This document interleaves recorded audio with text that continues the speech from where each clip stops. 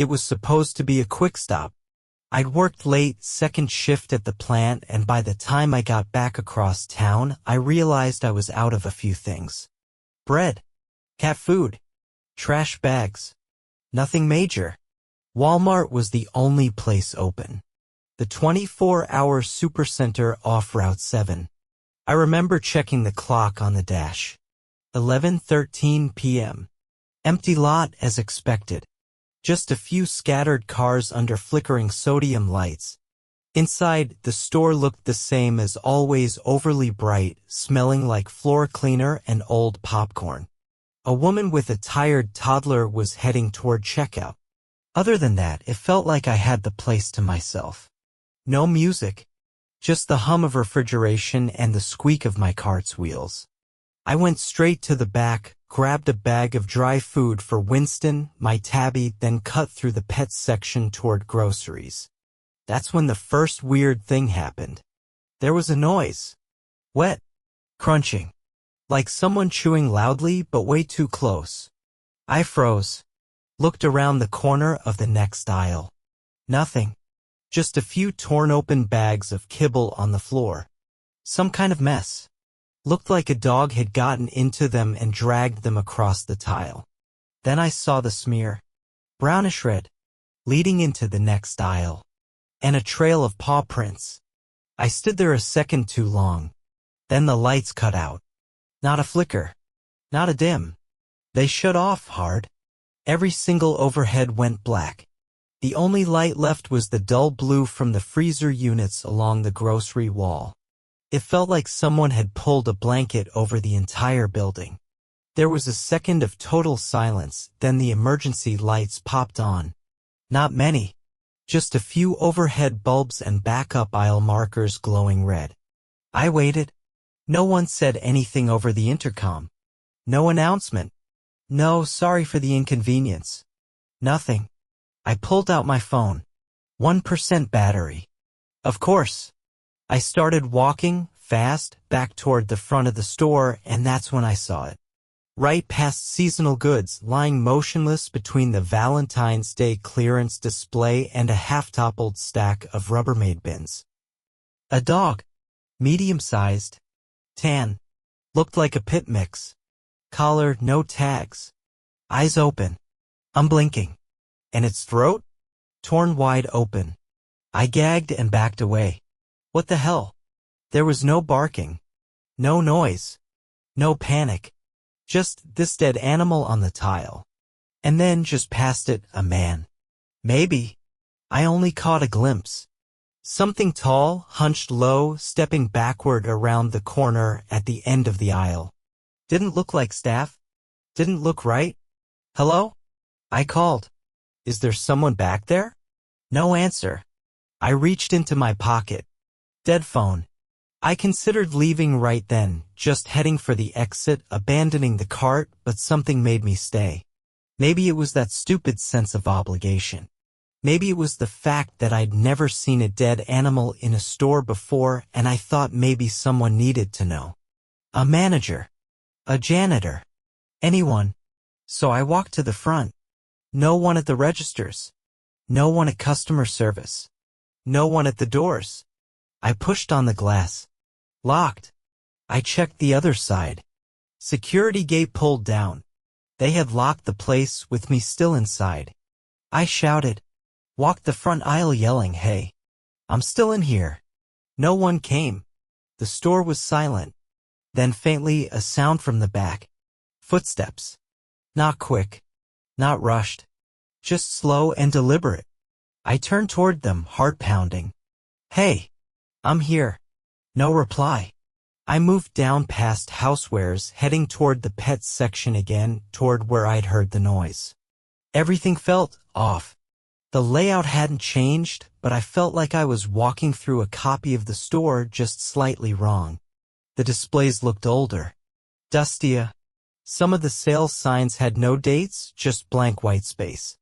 And then I passed an aisle marked aisle 9, pet care. Except the sign was upside down. Like it had been mounted by someone who didn't care. Or didn't know. I turned the corner. Empty. No dog. The kibble bags were gone. The smear on the floor? Wiped clean. Except for one thing. A set of wet footprints. Not paw prints. Bare feet. Long wide. Pressed into the tile like someone had just stepped through water. They led straight past me back toward the employee-only hallway. I followed. I shouldn't have. But I did. The air got colder as I passed the swinging double doors. The hall was lit by one flickering light. Gray concrete walls. Staff-only signs faded and curling. At the end of the hall, a maintenance door. Cracked open. Behind it? Darkness. And the faint sound of breathing. I should have turned around. I should have walked back through the aisles, kicked through the fire door, tripped every alarm in the county if I had to. But I didn't. Instead, I pushed the maintenance door open and stepped inside. The first thing that hit me was the smell, like bleach and meat left too long in a freezer. Sharp. Sweet. Wrong. My phone had died, but I still had my keychain flashlight, cheap, but better than nothing. I clicked it on. Concrete hallway. No windows. To my left, a slanted corridor leading deeper. To the right, a dented steel door marked receiving, authorized only. The breathing was louder now. Not labored. Not panicked. Just present. Like someone calm. Like they were waiting. I whispered, "Hello?" No answer. But then I heard a shuffle. Something moving further down the hall. My shoes echoed with every step. The silence here was unnatural. No hum of lights, no low buzz of ventilation, just the faint, sticky squeak of tile and the sound of my own heartbeat thudding in my ears. At the end of the corridor, a security door had been wedged open with a rubber doorstop. Beyond it, a freight elevator. Open. Empty. Dark.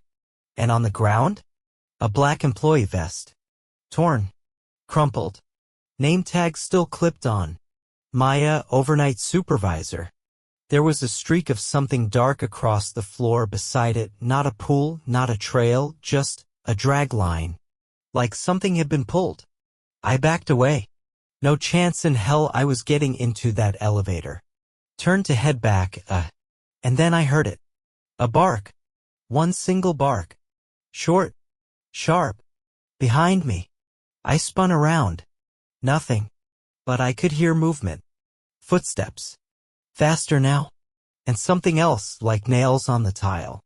Too fast for a person. Too heavy for a dog. I ran. Back through the hallway. Burst through the maintenance door and back into the store. But it wasn't the same. The shelves near the back wall had been emptied. Completely bare, just dust outlines where items used to be. I kept walking. Fast. The overhead signs were wrong now. I passed aisle 7, then aisle 9, then aisle 7 again. Each with different products. Repeating. Changing. I turned around. Tried retracing my steps. And ran straight into a mirror. Not a display. Just a freestanding mirror, 6 feet tall, framed in Walmart blue. Planted in the middle of the cleaning aisle. I stared at it. My own reflection, pale, eyes wide, lips slightly parted. But something was off. In the mirror, the aisle behind me looked empty. In reality, it was full of shelves. I stepped aside. The reflection didn't match. Not fully. The shelves weren't wrong, they were older. Like the store 10 years ago. The layout from back when this used to be a Kmart, maybe. I stepped back and the mirror shuddered. Like something hit the other side. Just once. I bolted toward the front of the store. Pushed past the checkout lanes, still unmanned, and slammed into the glass doors again. Still locked. Still caged. The customer service desk was empty. But the computer monitor was on now. It hadn't been before. I leaned over the counter. The screen read. Error 421, unresolved presence. Floor protocol suspended. Audio restrictions lifted. Tracking. Active. Then the monitor blinked. Flickered. A new message appeared. You are not on file. I stepped back. And that's when the store's intercom crackled to life. Not the cheerful voice. Not the usual woman saying, "Thank you for shopping with us." A low male voice. Dry. Calm. Guest present after hours. You're not supposed to be here. Silence. Then. Run. I didn't wait. I turned down the front checkout row, sprinted toward the pharmacy. I remembered the emergency fire door behind the pill counter. I jumped the desk. Pushed through the swinging door. Another hallway. Dim red emergency lighting. Posters of smiling employees on the walls. Except their faces were blurred. Not by motion. Not digitally. Like the paper itself had been smeared, but only the faces. At the end of the hall, a door. Glowing exit sign above it. I ran. Grabbed the bar. Shoved it open. Outside it was the warehouse. The same one from earlier. Freight elevator. Torn vest on the ground. Same bleach meat smell. I looked behind me. The hallway was gone. Just smooth concrete wall. Like the door I came through had never existed. And the exit sign? Still glowing. Mounted on nothing. Then the elevator dinged. And started to descend. I ducked behind a stack of pallets. The elevator hit the ground floor. The doors creaked open. And someone stepped out. Tall. Pale. Wearing a blue vest. No shirt underneath. Eyes completely black. Mouth open. Smiling. He held something in his hand. A leash. And at the other end of it, dragging itself forward, jaw slack, ribs showing, was the same dog from earlier. Except now it had human hands. And it was still breathing. I didn't move.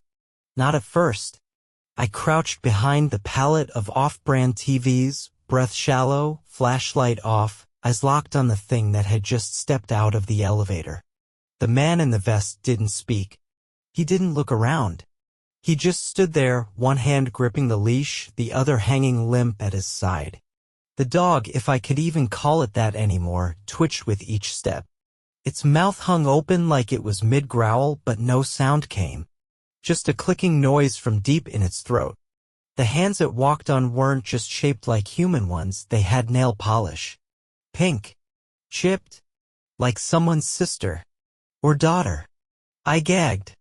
And the man? He turned slowly, not toward me, but toward the warehouse wall. He started walking. The leash dragged. The thing followed. And they disappeared behind a rolling shelf unit. I bolted in the opposite direction. Didn't care if they heard me. Didn't care if someone saw. I needed to get out. I found another hallway, this one lined with old metal lockers. Employee break area, maybe. There was a soda machine flickering in the corner. And on the wall beside it a massive whiteboard. Shift schedules. Except they weren't handwritten. They were scratched into the surface. Hundreds of names etched deep into the enamel. All in block letters. All with dates next to them. Some had check marks. Others were crossed out. One said simply, "Mark transferred, unstable." And another, fresh, shallow, like it had been added recently, read, "Unknown male, floor level, pending assignment." I didn't wait to read more. I kept moving. The hallway dead-ended into a merchandise storage area, tall metal racks, rows of inventory sealed in plastic. It was silent except for the occasional pop of overhead pipes. I kept my flashlight low. And that's when I noticed it. The shelves were moving. Not dramatically. Just slightly. A slow, steady inward creep like the aisles were narrowing, reshaping themselves. I backed up. The shelves kept inching together. Boxes tumbled down. Pallets groaned. The ceiling lights flickered. I turned around, the path behind me had closed. No joke. The space was gone. The rows I came through had sealed shut. In their place was just more shelving. More sealed bins. More products that didn't exist. One label read, "Memory paste, shelf-stable, use before identity loss." Another, "Guest containment units, reclaimed souls, 3-pack." What the hell was this? A dream? A breakdown? No. I felt the cold metal against my shoulder. Smelled the mold in the ceiling vents. This was real. I pressed forward. Somewhere, through this maze of collapsing aisles and blinking lights, was a door. There had to be. I passed a display stand. A mannequin wearing a Walmart vest. I didn't think anything of it until it turned its head. Not a lot. Just enough. I ran. I crashed through a plastic curtain into what looked like the meat freezer. Except it was wrong. There were no shelves. No products. Just rows of identical lockers. All metal. All numbered. Each had a tiny window at eye level. I stepped closer to one. Looked through the glass. Inside was a man. Eyes closed. Breathing slow. Like he was asleep. Wearing the same clothes I had on. I looked at the next locker. A copy of myself again. Eyes open this time. Watching me. The third? Empty. Except for a name tag resting on the shelf inside. Evan, General Merch. That's not my name. The intercom crackled overhead. The same voice as before. Flat. Calm. Inventory location confirmed. Guest, unassigned. Correction in progress. Something thudded from deeper in the freezer. Heavy. Metallic. I didn't wait. I turned, shoved through the door, and found myself back in toys. Toys. Just like that. Shelves lined with dolls, action figures, cheap drones. But something was wrong here too. Each toy box had a photo printed on the front. Of a real person. One I recognized. The cashier from earlier. The woman with the toddler. Me. Rows and rows of boxes. Each labeled. Role fulfilled, ready for reset. I backed into a corner. And then, behind me. A sound. Not footsteps. Wheels. A shopping cart. I turned. And there he was again. The black-eyed man. Smiling. Pushing the cart. Inside it? The dog. And something else. My face. Printed across a badge clipped to a vest. Evan, toys. I ran. Didn't think. Didn't look back. Just ran. I left the cart, the black-eyed man, the dog, the badge. All of it behind in the toy aisle, and tore through the store like something wild. But the layout had changed again. Aisles repeating. Signs wrong. Whole departments gone. I passed 3 different electronics sections in a row, each more degraded than the last. The first had demo phones blinking with screensavers. The second had dummy phones with no cables. The third? Just empty shelves.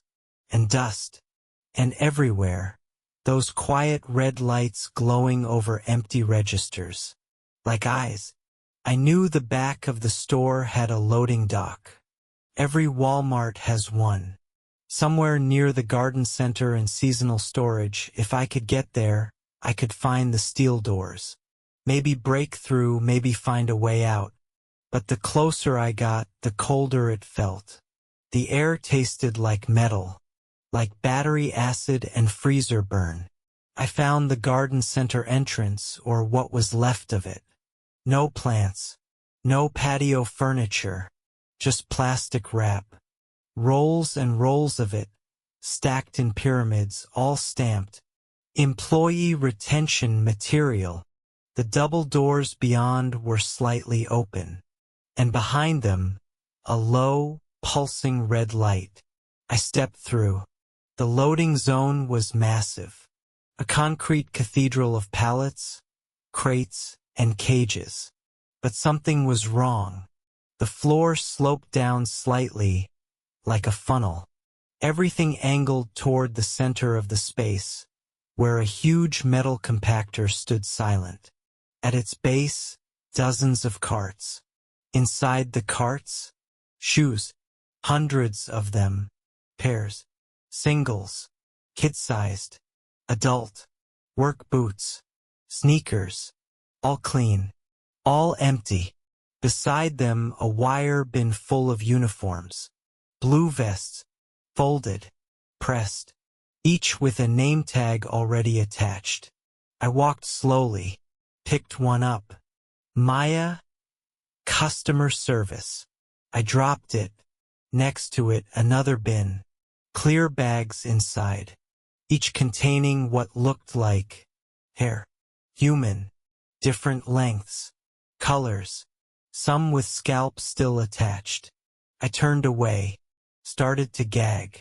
That's when I saw the shipment manifest, posted to the side of the compactor. Typed, clean corporate. Walmart number 3186. After hours processing. Cycle 5. Unregistered guest detected 1. Role assigned retail drone toys. Status. Awaiting integration. Staff losses. Maya reclaimed. Henry recycled. Guest 4421 escaped. Next reset. T1:42. Do not initiate exit sequence until clearance granted. My legs gave out. I sat on the concrete, shivering. They weren't just trapping people. They were converting them into employees, into merchandise, into parts. And if you didn't fit, you were recycled. And the worst part, there had been others. Guest 4421 escaped. So someone made it out. At least once. I could too. There was a door behind the compactor, heavy industrial marked. Emergency exit management use only. I ran to it. Pushed. Locked.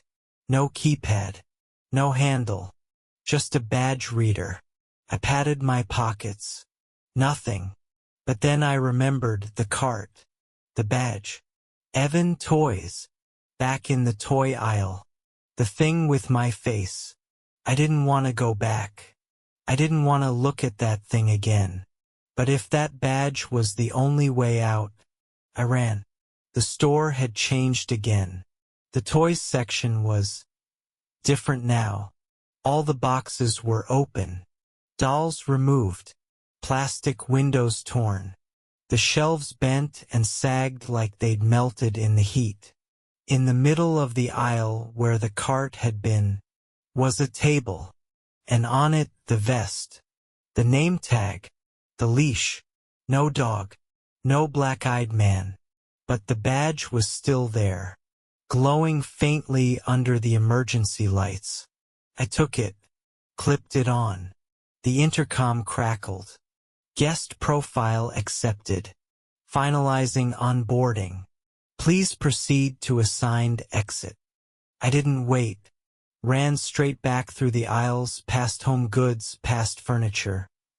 All of it now warped and sagging like the whole store was melting inward. Back to the loading dock. The red light was flashing now. And the emergency door? Open. Just a crack. Enough to see concrete steps beyond, leading upward. I ran. Didn't look back. Didn't stop. At the top of the stairs. Another door. Plain. White. I pushed through. And stepped into Walmart. Again. Same store. Same layout. But bright. Lit. Clean. Music playing. A cashier was scanning groceries at lane 5. An old couple chatted in the cereal aisle. Everything normal. Like nothing had happened. Like I'd imagined all of it. I ran to the front. The doors opened automatically. Outside, the sun was rising. I turned around. Looked back through the glass. And for a split second, just as the doors shut behind me, I saw the man in the vest. Black eyes. Smiling. Waving at me. And clipped to his chest. My name tag. Evan Toys. I didn't go straight home. I sat in my car for almost an hour, watching the Walmart entrance like it might do something, swallow someone, spit someone out. But nothing happened. Just morning traffic. Regular people going in for eggs, dog food, batteries. Laughing.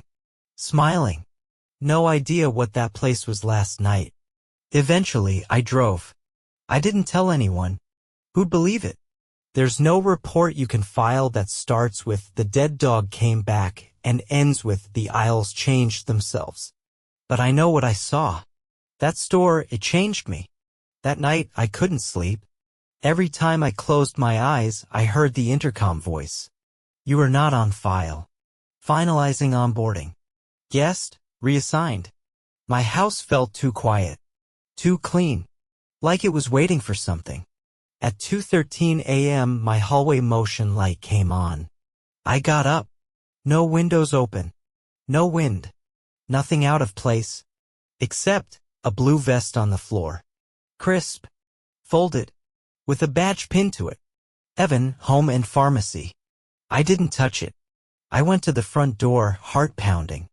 And saw them. Across the street. Standing perfectly still in my neighbor's yard. The man with black eyes. And the dog. Both waiting. That store may have let me leave. But it never said I could go home. And deep down, I know the truth. Once you've been in inventory, you're never just a customer again.